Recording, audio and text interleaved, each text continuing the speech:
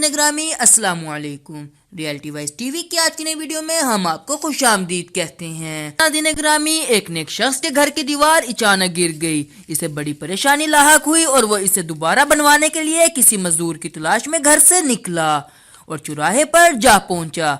वहां उसने मुख्तलिफ मजदूर को देखा जो काम के इंतजार में बैठे थे। इनमें एक नौजवान भी था जो सबसे अलग थलग खड़ा था। इसके एक हाथ में थैला और दूसरे हाथ में तेसा था। इस शख्स का कहना है कि मैंने इस नौजवान से पूछा, क्या तुम मजदूरी करोगे? नौजवान ने जवाब दिया, हाँ। मैंने कहा, गारे का काम करना होगा। नौजवान कहने लगा, ठीक है, लेकिन मेरी 3 शर्तें हैं। अगर तुम्हें मंजूर हो तो मैं काम करने के लिए तैयार हूँ। पहली शर्त यह है कि तुम मेरी मजदूरी पूरी अदा करोगे। दूसरी शर्त यह है कि मुझसे मेरी ताकत और सेहत के मुताबिक काम लोगे। और तीसरी शर्त यह है कि नमाज के वक्त मुझे नमाज अदा करने से नहीं रोकोगे। मैंने ये तीनों शर्तें कबूल कर ली और इसे साथ लेकर घर आ गया, जहां मैंने इसे काम बताया और किसी ज़रूरी काम से बाहर चला गया। जब मैं शाम के वक्त वापस आया तो देखा कि इसने आम मजदूरों से 2 गुना काम ज्यादा किया था। मैंने बखुशी इसकी उजरत अदा की और वो चला गया। दूसरे दिन मैं इस नौजवान की तलाश में दोबारा इस चौराहे पर गया, लेकिन वो मुझे नजर नहीं आया। मैंने दूसरे मजदूरों से इसके बारे में दरियाफ्त किया तो उन्होंने बताया कि वो हफ्ते में सिर्फ 1 दिन मजदूरी करता है। ये सुनकर मैं समझ गया कि वो आम मजदूर नहीं बल्कि कोई बड़ा आदमी है।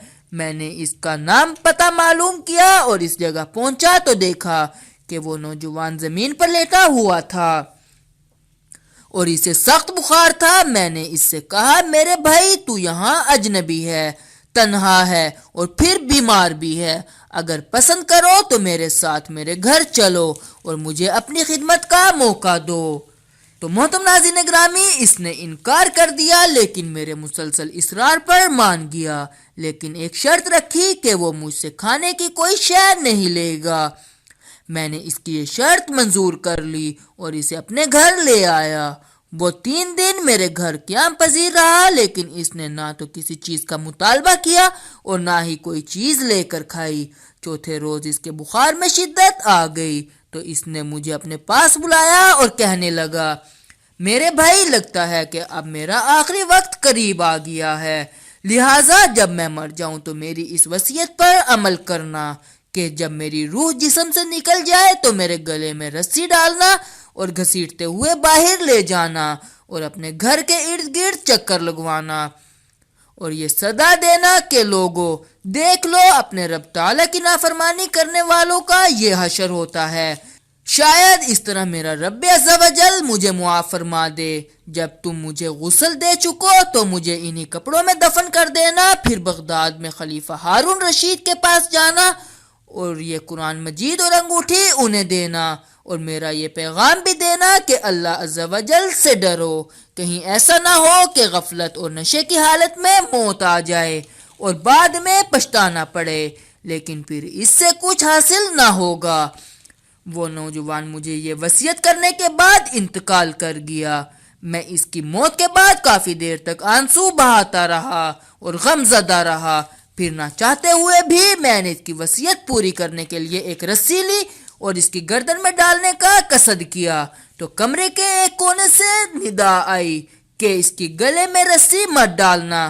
क्या अल्लाह अज़्ज़ा वजल के औलिया से ऐसा सलूक किया जाता है?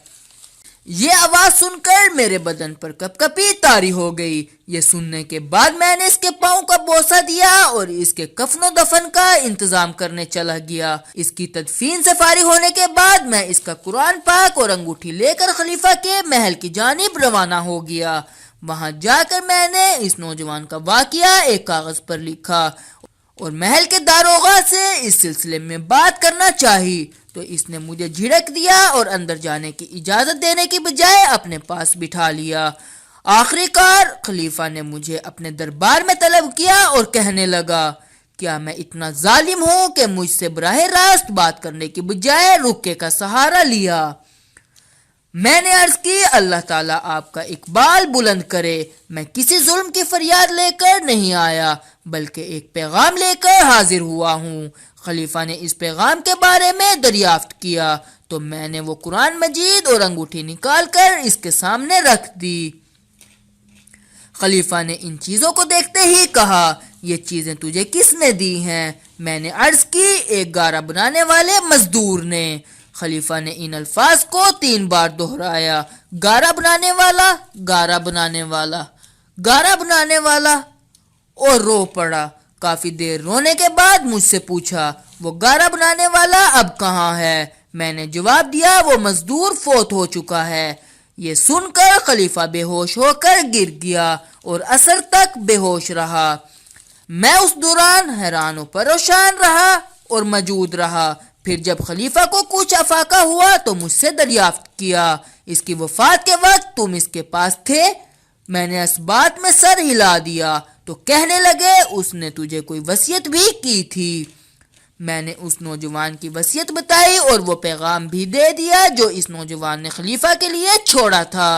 جب خلیفہ نے یہ ساری باتیں سنی تو مزید غمگین ہو گیا اور اپنے سر سے عمامہ اتار دیا، اپنے کپڑے چاک کر ڈالے اور کہنے لگا، اے مجھے نصیحت کرنے والے، اے میرے زاہد و پارسا، اے میرے شفیق۔ اس طرح کے بہت سے القابات خلیفہ نے اس مرنے والے نوجوان کو دے دیے اور مسلسل آنسو بھی بہاتا رہا۔ یہ سارا معاملہ دیکھ کر میری حیرانی اور پریشانی میں مزید اضافہ ہو گیا۔ خلیفہ ایک عام سے مزدور کے لیے اس قدر غمزدہ کیوں ہے؟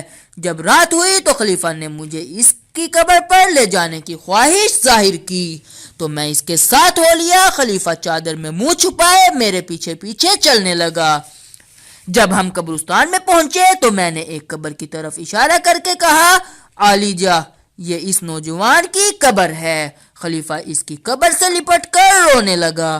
پھر کچھ دیر رونے کے بعد اس کی قبر کے سرحانے کھڑا ہو گیا اور مجھ سے کہنے لگا، یہ نوجوان میرا بیٹا تھا، میری آنکھوں کی ٹھنڈک اور میرے جگر کا ٹکڑا تھا۔